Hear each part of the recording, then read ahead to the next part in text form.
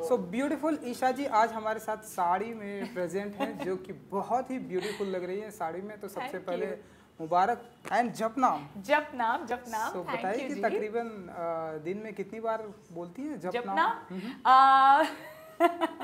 अभी फिलहाल कुछ दिनों से ज़्यादा ही बोल रही हूँ जपनाम, क्योंकि शो रिलीज़ हुआ है कल हमारा आश्रम, एंड साड़ी का जो आप लोग देख रहे हैं थैंक्स टू आश्रम कि एक ऐसा शो मुझे करने को मिला जहाँ जन्नत के बाद कोई लुक नहीं मिला था ऐसा, तो I got to at least play with it and थोड़ा कुछ अलग दिखाने को मिला।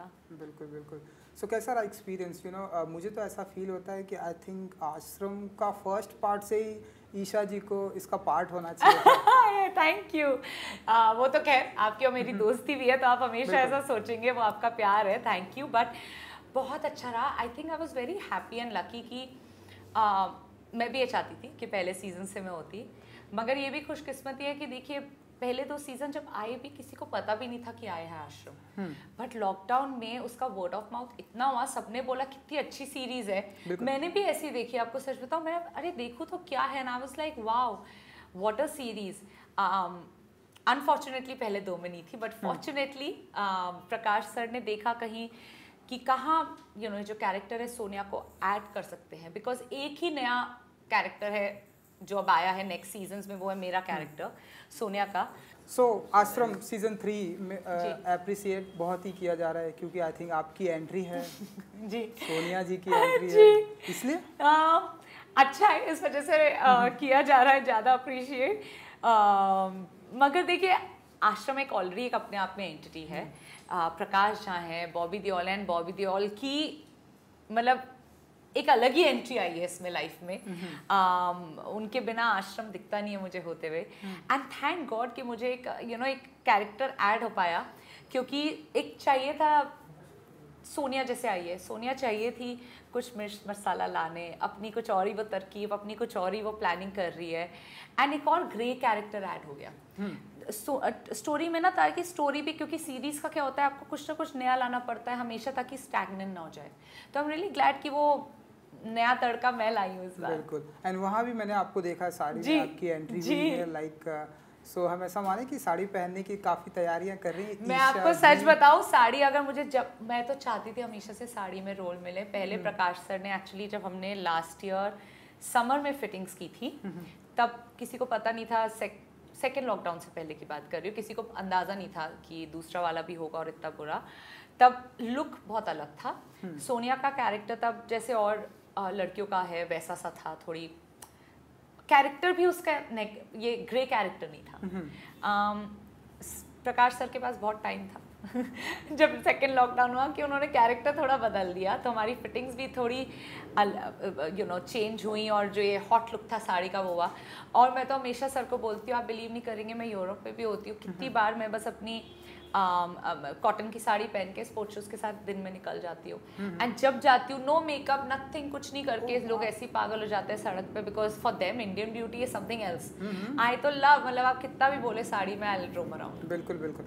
एंड मेरा भी ऐसा पर्सनल पॉइंट ऑफ व्यू है कि लड़कियां आई थिंक कुछ भी पहन ले, लेकिन जो खूबसूरती की साड़ी में आती है, oh my God. Thank you. नहीं आई नो, आपने मुझे आते ही ये सबसे पहले बोला, क्योंकि आप तो हमेशा ही, बिल्कुल मैं बोला ना इतने साल से हम दोस्त रहे, आप हमेशा मुझे मिलते हैं और हमेशा बोलते हैं, बट आई एग्री, आज आपने पहली बार मुझे साड़ी का स्पेशली बोला। बिल्कुल, तो मेरी तो हमेशा देखिए, और आई थिंक हिंदुस्तानी औरत साड़ी में इतनी अच्छी लगती है कि मेरे इतने फॉरेनर दोस्त है, सब लड़कियां साड़ी, इंडिया आते उन्हें सूट नहीं पहनना, लहंगा नहीं पहनना, उन्हें साड़ी पहननी है, क्योंकि वो खूबसूरती हिंदुस्तानी औरत की साड़ी ही है।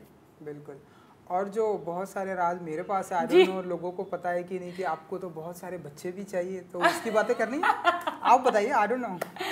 अगर देखिए, अगर मैं टाइम से शादी कर लेती, चाहे वो मैं काफ़ी ज़्यादा बच्चे करने की इच्छा में थी, चाहे वो मिक्स एंड मैच होते कि खुद से कर लिए, अडॉप्ट कर लिए, सरोगेसी, बिकॉज बच्चे होते हैं। मुझे मतलब जब तक बच्चे को घर मिल रहा है, अच्छी अपब्रिंगिंग मिल रही है, अब वो आपका होता है। जैसे आप जब पेट भी लेते हैं, हम तो पैदा नहीं करते, मगर वो आप मेरे लिए वही बच्चे हैं मेरे, तो वो सेम हो जाता है। बट इट्स जस्ट अब लेट हो गई, वरना मैं तब भी चाहूँगी कि एटलीस्ट 3-4 बच्चे मिनिमम वो मेरा हमेशा, मुझे बच्चों का हमेशा से शौक रहा है। मैं किसी को मिलती भी और कोई मुझे बताता है यार मेरा भी बच्चा हो, मैं सबसे, वो क्या बोलेंगे, मैं खुद बोलती हूँ प्लीज पिक्चर दिखा दो। तो वो कुछ को होता है ना, वो हमेशा से रहा है मुझे कि शादी बच्चे, अब वो जब होगा वो तब का तब देखेंगे। बिल्कुल, आई विश कि जल्दी होगा एंड आई विश कि आपके पास पूरी इंडियन क्रिकेट टीम होगी। वो तो नहीं हो, बट आई विश कि पहले शादी हो जाए फिर बच्चे पे आ जाए। बिल्कुल। तो आई रियली होप भगवान पहले शादी कर दे। बिल्कुल। तो चलिए हम अपने आश्रम 3 पे आते हैं। जब मैंने प्रकाश जी से बात की, उन्होंने भी ऐसा कहा, ऐसा कहीं ना कहीं माना कि यार मुझसे ऐसे गलती हो गई। फर्स्ट पार्ट से मुझे ईशा जी को कहीं ना कहीं रखना चाहिए था। तो ऐसे डायरेक्टर का जब ऐसे कमेंट्स आता है तो क्या फील करती हैं ईशा जी? बहुत अच्छा लगता है। बस अब आपने बोला, अलग बात यह कि मैं प्रकाश सर को फ़ोन करके बोलूँगी क्यों नहीं लिया आपने मुझे। नहीं, मगर देखिए जब मैंने आपको बोला, जब पहले तो पार्ट देखे तो मुझे खुद से लगा हाय आई विश प्रकाश सर ने ये शूट किया, मुझे ऐसे शो के लिए क्यों नहीं बुलाया, किसी कुछ मुझे दे देते करने के लिए। और जब सर ने मुझे एक्चुअली कॉल किया ना, लाइक सर मैं आपको बताऊं, मैंने शो देख कर ही सोचा आप मेरे बारे में क्यों नहीं सोचते।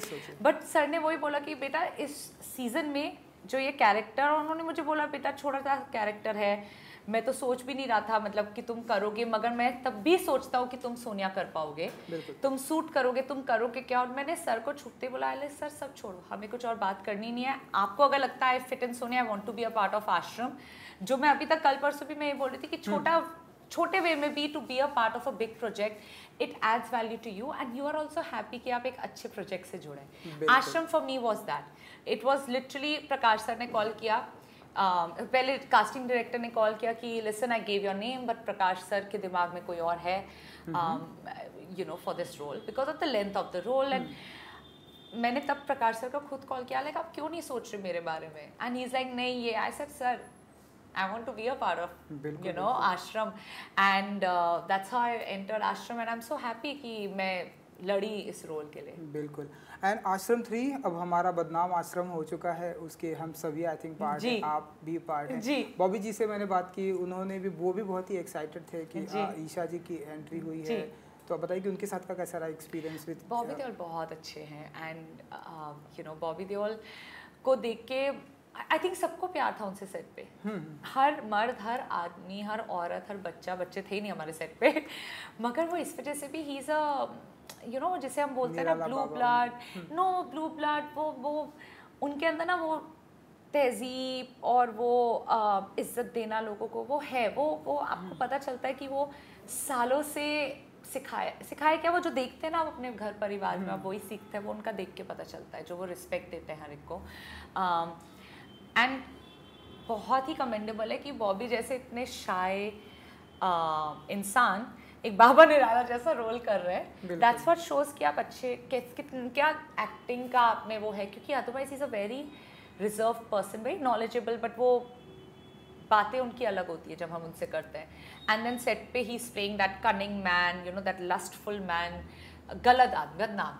एंड वो मतलब बॉबी देओल को अगर मैं सोचूं एक शब्द जो उनकी लाइफ पे कभी मैं नहीं यूज़ करूंगी वो है बदनाम। वो अलग बात है कि वो आश्रम से जुड़े तो इसलिए वो शब्द उनसे जुड़ा है।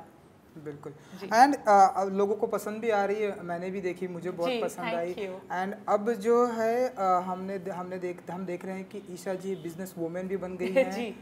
तो आप बताइए कि आने वाले दिनों में हम और क्या क्या देखेंगे, लाइक बिजनेस वुमेन भी हैं तो बिजनेस में कहाँ पर आपका देखेंगे, एंड फिल्में भी हमने सुना है कि बहुत सारी कर रही हैं आप। जी, तो अभी फिल्म जो एकदम नेक्स्ट में शूट करने जाऊंगी जुलाई एंड में, यूके में शूट है, इट्स अ साइकोलॉजिकल थ्रिलर। तो उसके लिए मैं बहुत एक्साइटेड हूँ। Thank you. तो इट्स डिफरेंट है अगेन, एंड राज के बाद से आई बीन ट्राइंग कि ऐसी कोई और मुझे फिल्म मिले, नॉट हॉरर, बट जब मैं खुद से देखती हूँ ना साइकोलॉजिकल थ्रिलर, मुझे वो ज़्यादा स्केयर करता है rather than watching horror. Because horror ऐसा नहीं होता, बट उतना नहीं डराता। साइकोलॉजिकल थ्रिलर आपको ज़्यादा डराता है, मुझे खासकर। तो ऐसी it's a very interesting role, क्योंकि मुझे कुछ करना है and it's very interesting to do. तो अभी फिलहाल वो है मेरा which I can talk about, क्योंकि वो हमारी इमीडिएट शूट है, अब उसकी प्रिपरेशन शुरू हो जाएगी और 2 हफ्ते बाद। एंड बिजनेस में there are few things that I am doing. I am actually got into my no, I won't say it's actually the main business that I'm doing, but one of the things that I've got into, I've expanded myself into restaurant तो India में नहीं है। Dubai में? Dubai में भी नहीं है, अभी जीसीसी में है, जो खुले अभी बहरीन में खुलने वाला है, and Riyadh में end of the year. And yeah, so it's exciting. It's Spanish restaurant called Tatel. तो वो वहाँ पे खुल रहा है, तो उसका they made me the brand partner. तो that's exciting. Wow, superb. I wish कि ईशा जी के सारे प्रोजेक्ट दुनिया के हर कोने में कहीं ना कहीं ऐसे। I really hope and I really hope जब भी आप मेरा रेस्टोरेंट और I think और 6 महीने में खुल जाएंगे समर के बाद, कि आप जा पाए, क्योंकि मेरा another reason to be a part of a restaurant like this was कि इंडिया में तब भी हर रेस्टोरेंट में आपको वीगन ऑप्शंस नहीं मिलते, तो मैं चाहती हूँ हर क्यूजीन में वीगन ऑप्शंस लाना, you know, that'll be something new. तो hopefully you can be, I would love to have you someday at the restaurant. बिल्कुल। एंड जो आपकी फिल्में भी आ रही है, हम सभी चाहते हैं कि हमेशा डिफरेंट अंदाज में ईशा जी अपने ऐसे अवतार को ऐसे प्रेजेंट करते रहे। थैंक यू सो मच हमसे बात करने के लिए। Thank you.